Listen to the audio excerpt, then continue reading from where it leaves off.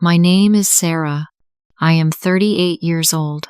I have a husband who builds toys with his rough hands, and an ex-lover who builds empires with his lies. For 10 years, I lived a quiet life, hiding a secret that I knew could destroy us all. I thought the billionaire came back to save our daughter's life, but I was wrong. He came back for a photo opportunity, and one DNA test changed everything. To understand why I lied, you have to go back 10 years. I was 28 years old, and I was working as an assistant for Julian Blackwood. I thought I was in love, but the moment I told him I was pregnant, the mask fell off. He didn't smile. He didn't hug me. He stood up and threw an envelope of money onto the desk. "Get rid of it," he said coldly. I shook my head, tears streaming down my face. "No," I whispered. "I'm keeping the baby." Julian's eyes turned dark. He walked closer to me, his voice low and dangerous. "If you ruin my image with a scandal," he threatened, "my lawyers will take the child away from you. I have millions, Sarah. You have nothing. Who do you think the judge will believe?" I felt a cold terror grip my heart. I knew he wasn't joking. I knew he would take my baby just to win. So, I ran. I moved to a small town where nobody knew my name. That is where I met Tom. Tom was the opposite of Julian. He was a carpenter. He didn't have expensive suits or a big office. He had rough hands and clothes that smelled of sawdust. But he had the kindest eyes I had ever seen. When he found out I was pregnant and alone, he didn't judge me. He stayed. I remember one evening in our small, dusty garage. Tom was working late. He was carving a piece of wood. He spent weeks shaping it, sanding it until it was smooth as silk. It was a wooden horse for Lily. I watched him wipe the sweat from his forehead. He looked tired, but he was smiling. He never told me, but I knew his secret sacrifices. I saw him skip lunch every day to save $5. I saw him wear work boots with holes in the bottom just so he could buy Lily a new storybook. He gave everything he had, even when he had nothing. I thought money was power, but then I saw Tom holding Lily, rocking her to sleep with his calloused hands, and I realized that a real father isn't the one who pays the bills. It is the one who pays attention. Our perfect little life didn't break all at once. It cracked slowly, like a window hit by a small stone. It started on a regular Tuesday afternoon. Lily came home from school early. She walked slowly, dragging her feet. Her backpack looked too heavy for her small shoulders. "I'm tired, Mommy," she said. Her voice was quiet. She didn't run to her room like usual. She didn't ask for a snack. She just lay down on the sofa and closed her eyes. I thought it was just the flu. "Rest, sweetie," I said, covering her with a blanket. "You will feel better tomorrow." But she didn't feel better. The next day, I noticed the marks. I was helping her change into her pajamas when I saw them. There were small, purple bruises on her legs. They looked like dark clouds on her pale skin. "Did you fall at school?" I asked. "No," she whispered. "I don't remember." Tom came home late that night. He was covered in dust from the workshop. I showed him the bruises. He frowned. He touched her forehead gently. "Maybe she needs vitamins," he said. "We can buy some tomorrow." We checked our bank account.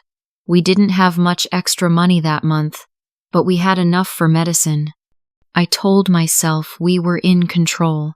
I told myself parents worry too much. We took her to the local clinic the next morning. The doctor was a kind, older man. He checked her throat. He listened to her heart. He smiled at us. "She is a growing girl," he said. "It looks like a mild infection or maybe anemia. Nothing to worry about." He gave us a prescription for some iron supplements. I felt a huge weight lift off my shoulders. I looked at Tom and smiled. He squeezed my hand. "See?" he said. "She's tough, like her dad." We went home feeling light. That night, we had a special dinner. I cooked Lily's favorite pasta. Tom made silly jokes to make her laugh. Lily smiled, though she looked a bit pale. The house was warm. The kitchen smelled of garlic and happiness. I truly believed everything would be okay. I whispered to myself, "We are lucky. We are safe. But luck is a fragile thing."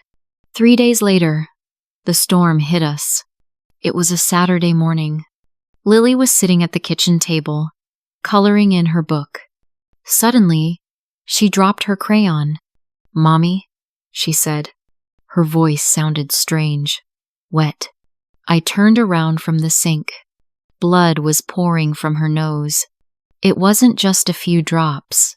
It was a stream. It covered her chin, her shirt, the table. "Lily!"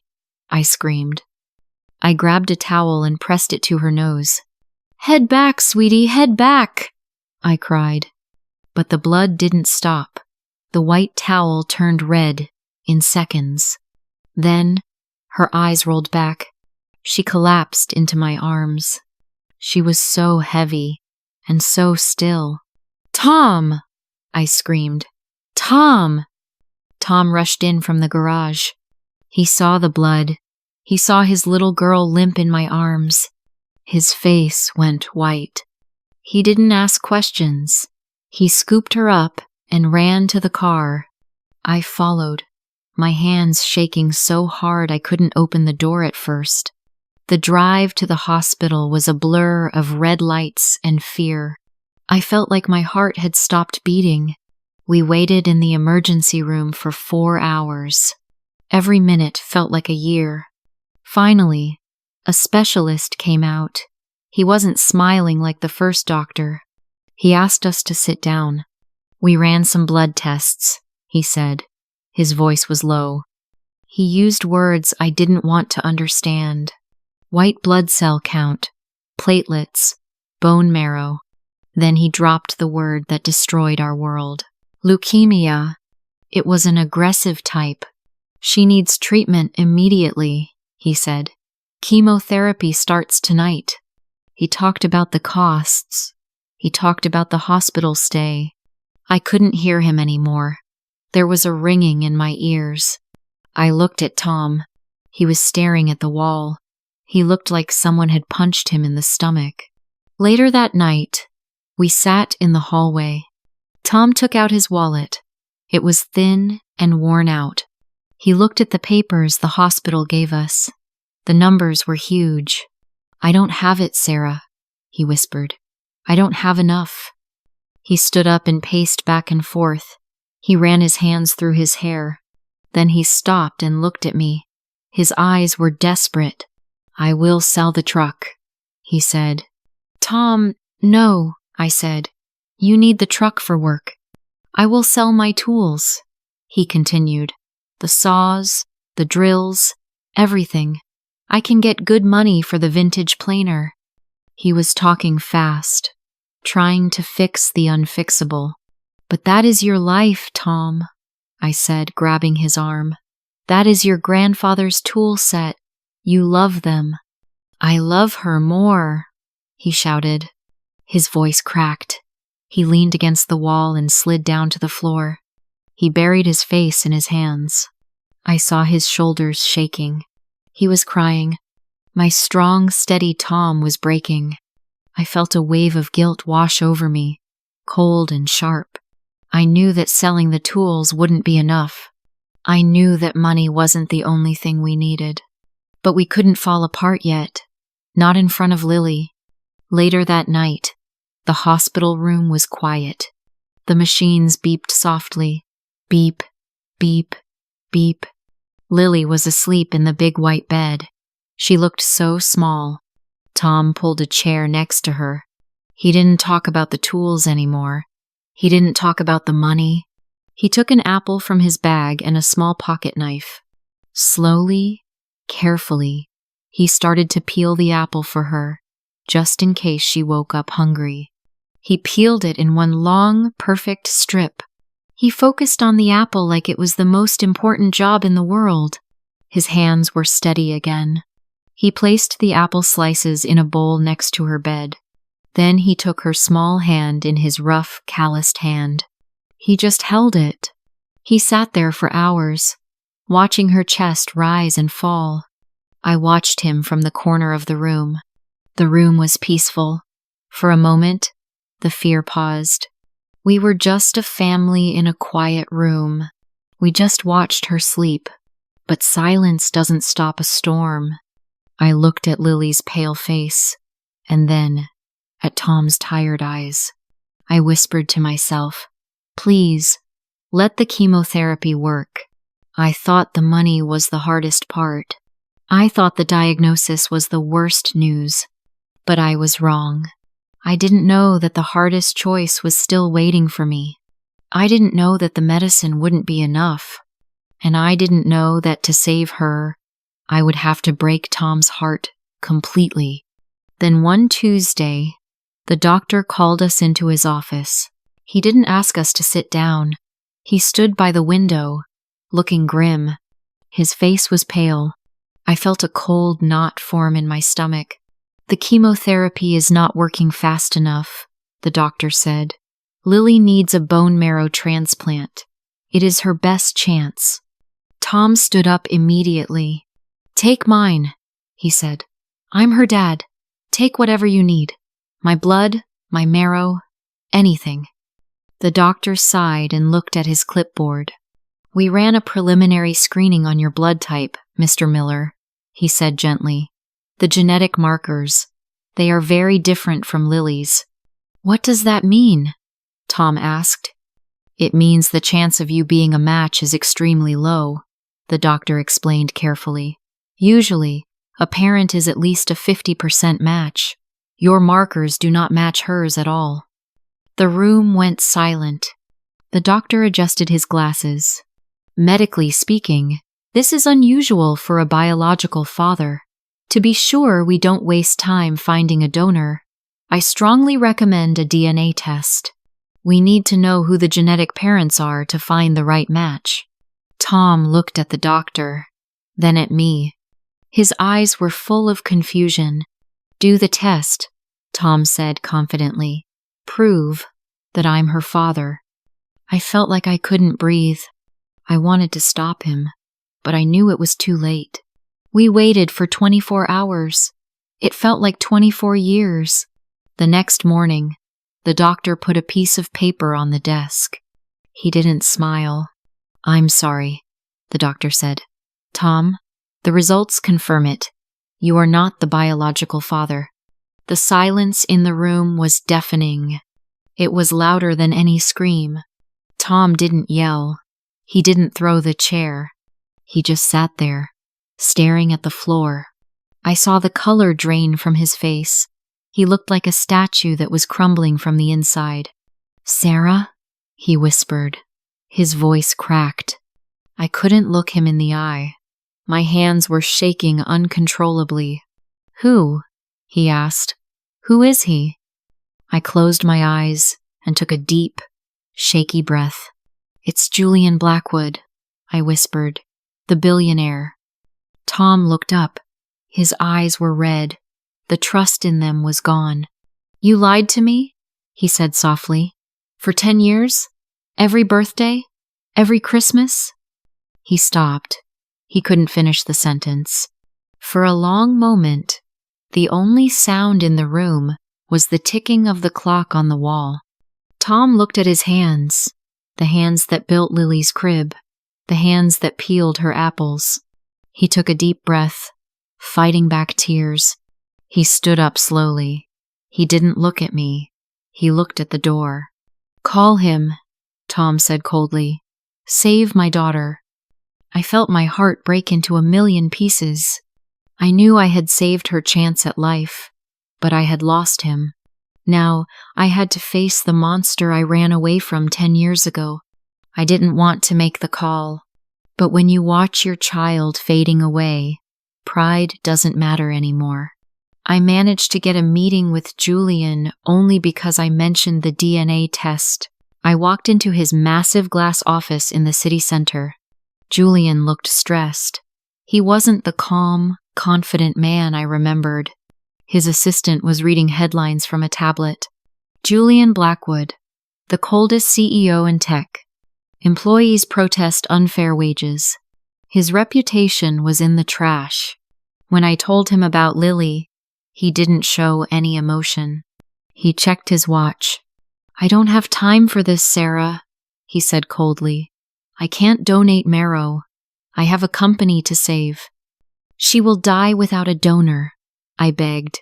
"You have the money to find a match. You are her father." "I am a stranger," he corrected me, "and I am busy." I turned to leave, hopeless. I felt the tears stinging my eyes. "Wait," his personal assistant said. She leaned in and whispered in Julian's ear. I heard words like redemption arc, hero, and stock market. She showed him a graph on the tablet. Julian listened. His eyes narrowed. He looked at me, then back at the graph. Then he smiled. It was a fake smile. It didn't reach his eyes. "Fine," he said. "I will help." "You will?" I asked, breathless. "I will pay to find the best donor in the world," he said. "We will fly them here. But publicly? Publicly, I am the hero. I am the father who saved her." He stood up and walked to the window. "But I have conditions," he added. "Anything?" I said. "This will be a media event," Julian said. "Cameras will document the reunion. Cameras will act as witnesses to my kindness, and she must take my last name. For the press, she is Lily Blackwood." I felt like I had been punched in the stomach. He wanted to use our dying daughter as a marketing tool. "She has a father," I said, my voice shaking. "His name is Tom." "Can Tom pay for the international donor search?" Julian asked smoothly. "Can Tom save her life?" I stayed silent. I knew the answer. "Take the deal, Sarah," he said, "or walk away."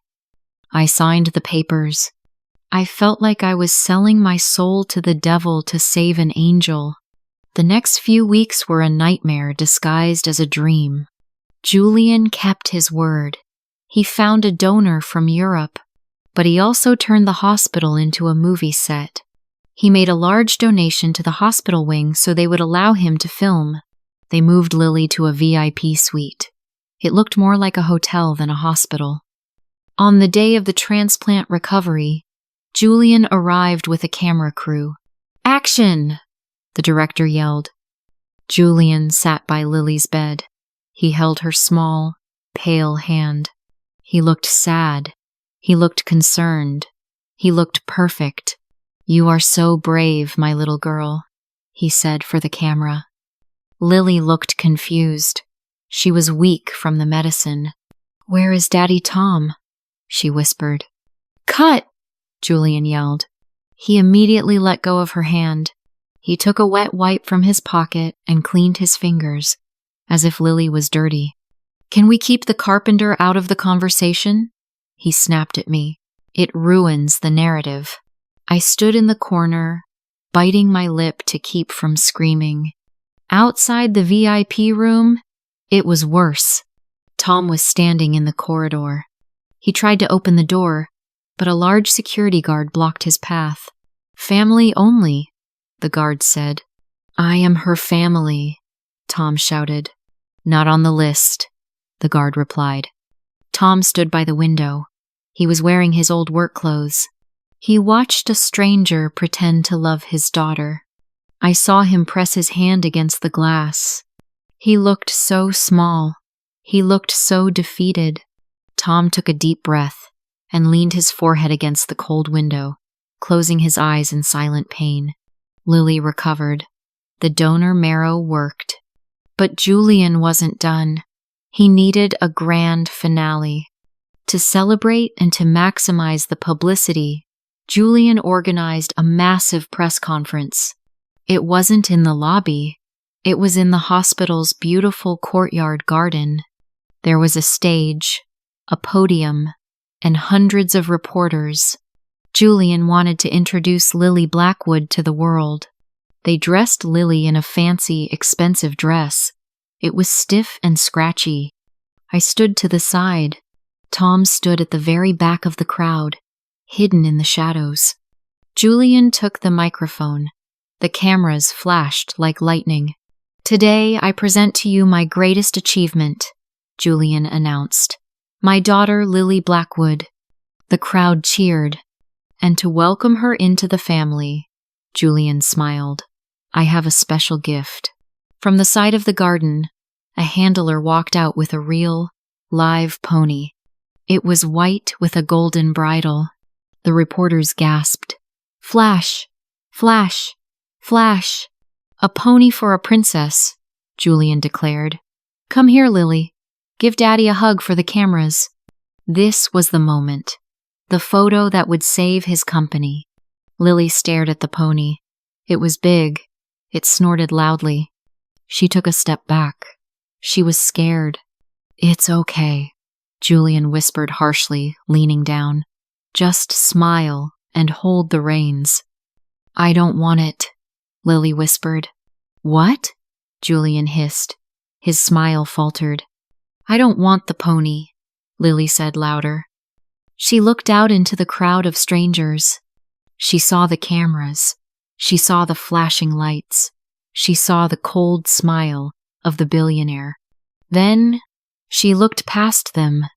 Standing at the back, behind the reporters, was Tom. He was holding a small, brown paper bag. He wasn't smiling. He was just watching her, ready to catch her if she fell. Lily didn't care about the script. She didn't care about the cameras. She ran. She ran past Julian. She ran past the expensive pony. "Lily, come back here," Julian shouted, forgetting to be nice. Lily ran straight through the crowd and threw herself into Tom's arms. "Daddy," she sobbed. Tom fell to his knees and hugged her tightly. He buried his face in her neck. The cameras turned. They captured the image of the billionaire standing alone with a pony, looking angry, and the carpenter holding the little girl, looking like he held the whole world. Lily pulled back and wiped her tears. "Did you bring it?" she asked. Tom nodded. His hands were shaking as he opened the paper bag. He pulled out the small wooden horse. It wasn't expensive. It was carved from cheap wood, but it was smooth, polished, and made with love. Lily grabbed it. She turned to the cameras and held it up high. I watched her face transform from fear to pride. "I don't want his pony," Lily shouted to the world. "I want my dad. He made this with his hands." I whispered to myself. She chose. She finally chose. The garden went silent, save for the sound of the wind in the trees and the frantic clicking of cameras capturing the truth. The cameras didn't stop recording. They zoomed in on Tom and Lily hugging in the grass. Julian stood alone on the stage. The expensive pony looked confused next to him. For a few seconds, nobody moved. The only sound was the clicking of the cameras. Julian looked at the red light on the main camera. Then he looked at the reporters, who were whispering and pointing at him.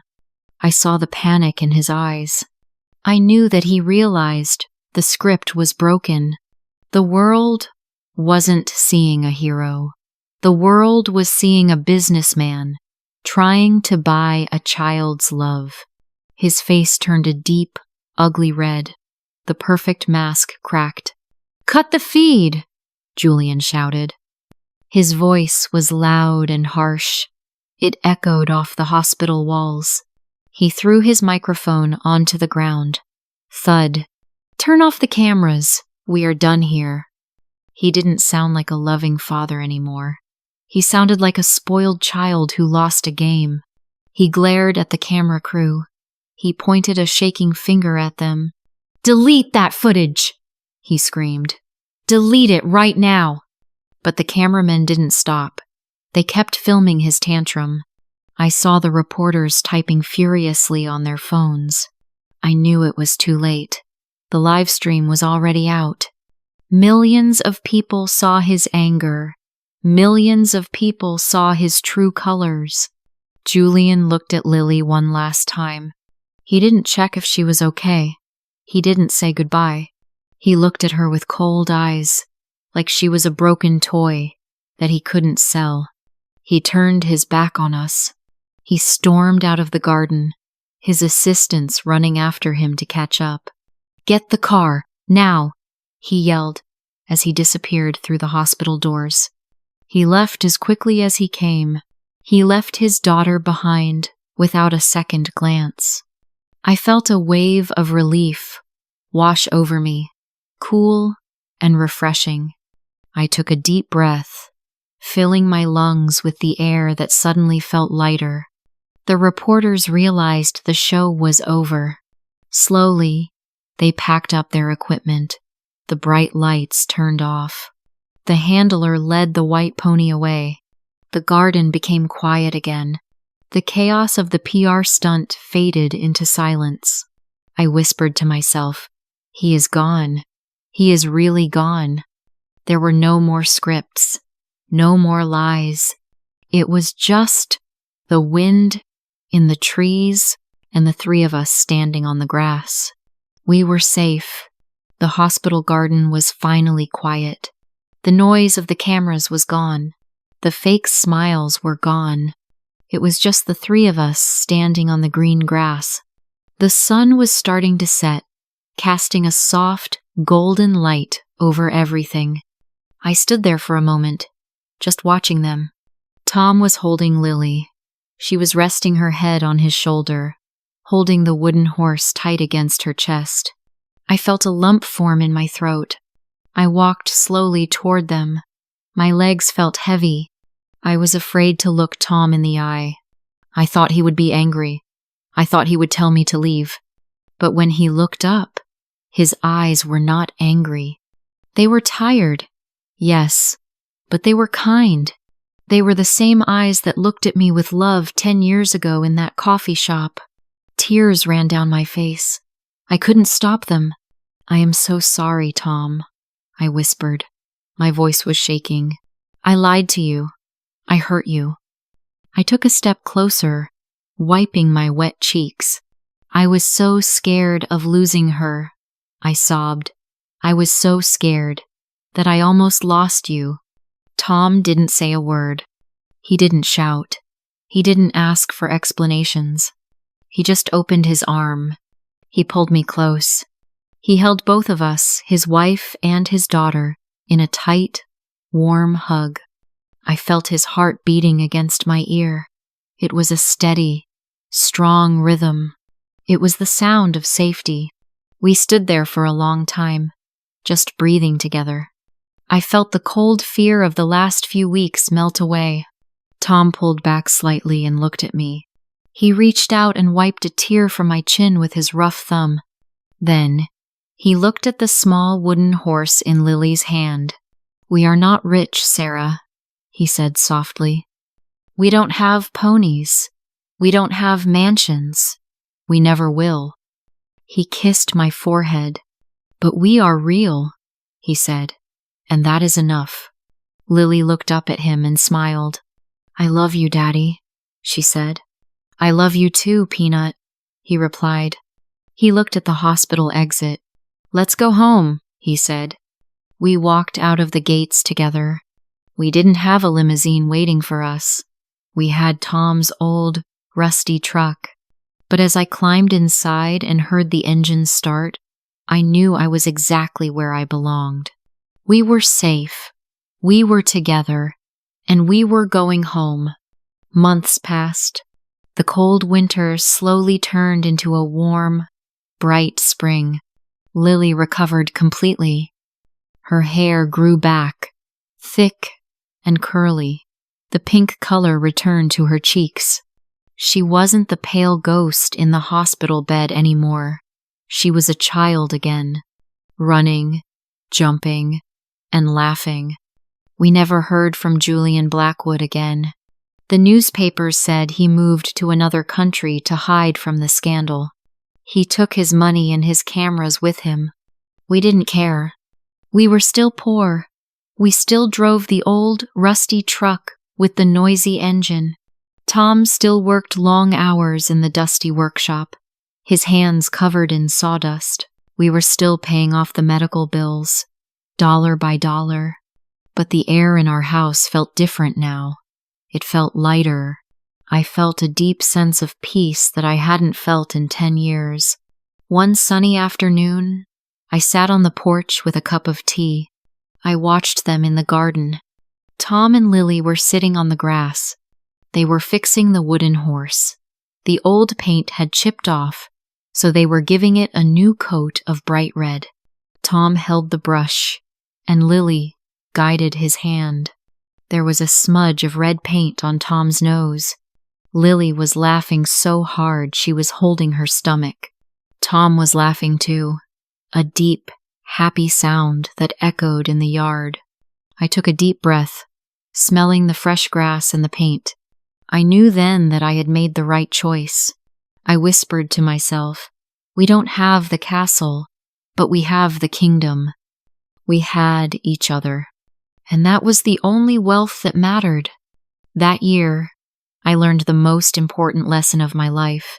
I used to think that a father was defined by blood. I thought biology was a bond that could not be broken. But I was wrong. Julian had the DNA, but he was a stranger. Tom had no blood connection, yet he was the truest parent I have ever known. A father is not the man who uses you for a photo. A father is the man who holds your hand when the cameras are off. He is the one who stays when things get hard. True wealth is not in your bank account. It is in the people who love you. Love is action, not DNA. We often think these stories only happen in movies, but the truth is, we live in a world of filters and followers. Like Julian, many people today chase the perfect image. We scroll through our phones and see happy families, expensive gifts, and perfect smiles. It is easy to believe that this is what love looks like. But this story teaches us a crucial lesson about authenticity. Do not let the screen fool you. Real love is rarely flashy. It does not need an audience, a hashtag, or a camera crew. True connection is often quiet. It is messy. It happens when no one is watching. It is the person who peels an apple for you when you are too weak to eat. We also learn the value of privacy. In a digital age where everyone shares everything, protecting your loved ones is the highest form of care. Julian wanted to expose Lily to the world for his own gain. Tom wanted to hide her to keep her safe. Remember this: if someone truly loves you, they will respect your boundaries. They will protect your peace, not sell your pain. So, take a moment to look at the people in your life today. Cherish the people who show up when you are sick, not just when you are winning. Value the hands that build, not just the hands that buy. Now, I have a question for you. Have you ever chosen a simple gift made with love over an expensive one? Tell me your story in the comments below. If you believe in real love, please like this video and subscribe to Peak English Stories. See you in the next story.